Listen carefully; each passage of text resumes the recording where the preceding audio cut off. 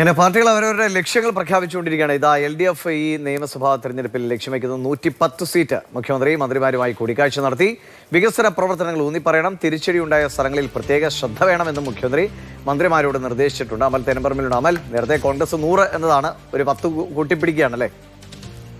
നിലവിൽ ഉള്ള സർക്കാരിന് പിണറായി 2.0ക്ക് കിട്ടിയിരുന്നത് 99 സീറ്റാണ്. ആ 99 സീറ്റിൽ ഇപ്പോൾ ആന്റണി രാജു അടക്കം ഒന്നും കുറഞ്ഞു പോയപ്പോൾ ഉണ്ടായ കുറവ് കൂടിയുണ്ട്. പക്ഷേ അതിനൊക്കെ അപ്പുറത്തേക്ക് സെഞ്ചുറിയും കടന്ന് 110 സീറ്റിലേക്ക് എത്തും എന്നുള്ളതാണ് മുഖ്യമന്ത്രി മന്ത്രിമാർക്ക് ആത്മവിശ്വാസം നൽകുന്നത്. മന്ത്രിമാരടക്കം കഴിഞ്ഞ തദ്ദേശ തെരഞ്ഞെടുപ്പിന്റെ റിസൾട്ടിൽ വലിയ നിരാശയിലാണ്. ആ നിരാശയിൽ നിൽക്കുമ്പോഴാണ് മുഖ്യമന്ത്രി അവർക്ക് ആത്മവിശ്വാസം പകരുന്നത്. വികസന പ്രവർത്തനങ്ങൾ ജനങ്ങളിലേക്ക് കൃത്യമായി എത്തിക്കാൻ കഴിയാത്തതാണ് തിരഞ്ഞെടുപ്പിൽ തിരിച്ചടിക്ക് ഉണ്ടാകാനുള്ള കാരണമെന്ന് മുഖ്യമന്ത്രി മന്ത്രിമാരോട് വിശദീകരിക്കുന്നു.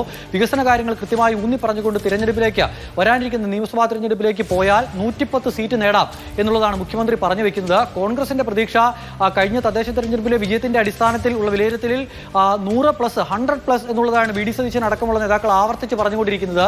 100-ൽ കൂടുതൽ സീറ്റില്ലെങ്കിൽ വനവാസത്തിന് പോകുമെന്ന് വി ഡി സതീശൻ പ്രഖ്യാപിച്ചു കഴിഞ്ഞു. അപ്പോഴാണ് മുഖ്യമന്ത്രി 110 എന്നുള്ള വലിയൊരു സംഖ്യ പറയുന്നത്. BJP-യുമായി ത്രികോണ പോരാട്ടം നടക്കുന്ന നിരവധി മണ്ഡലങ്ങളുണ്ട്.